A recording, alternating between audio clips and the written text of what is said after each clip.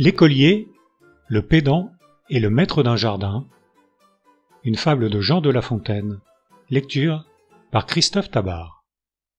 Certain enfant qui sentait son collège, doublement sot et doublement fripon, par le jeune âge et par le privilège qu'ont les pédants de gâter la raison, chez un voisin dérobait, se dit-on, et fleurs et fruits.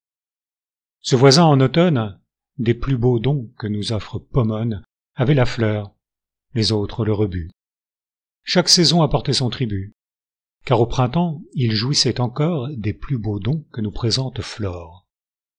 Un jour dans son jardin il vit notre écolier qui, grimpant sans égard sur un arbre fruitier, gâtait jusqu'au bouton, douce et frêle espérance, avant-coureur des biens que promet l'abondance. Même il ébranchait l'arbre, et fit tant à la fin que le possesseur du jardin envoya faire plainte au maître de la classe. Celui-ci vint, suivi d'un cortège d'enfants. Voilà le verger plein de gens pires que le premier. Le pédant de sa grâce accrut le mal en amenant cette jeunesse mal instruite.